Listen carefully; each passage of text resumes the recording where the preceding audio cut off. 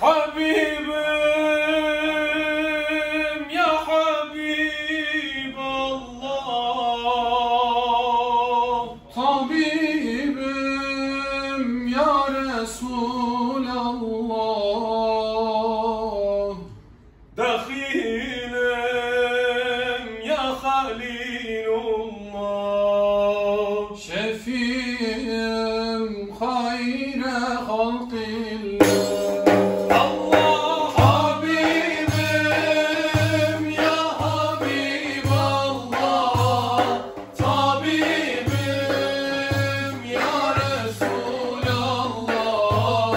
Defale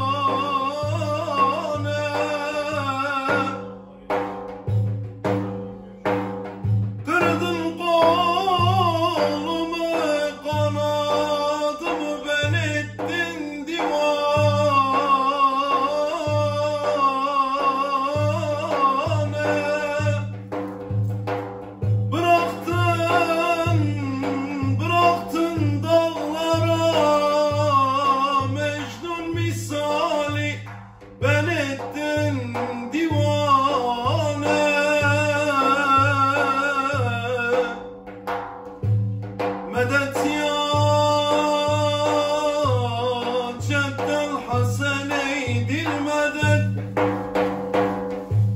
medet ya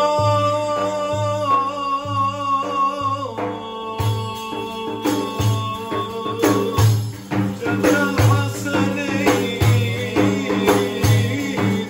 medet. Allah eylemeye geldim, Huneyip dönmeye geldim. Allah eylemeye geldim, Huneyip dönmeye geldim. Meramın hu demekte var, cemalın görmeye geldim.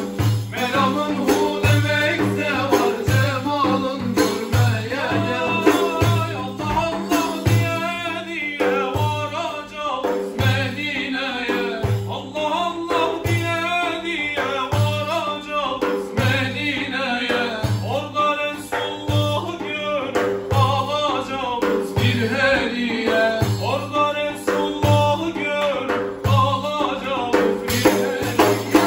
Allah eylemeye geldim, Huneyip dönmeye geldim. Allah eylemeye geldim, Huneyip dönmeye geldim. Meramın hu demekte var, cemalın görmeye geldim. Meramın hu demekte var, cemalın görmeye geldim. Akan sular durur mu, Allah diyen yorulur mu? Akan sular durur mu, Allah diyen yorulur mu? Ya Muhammed ya Resul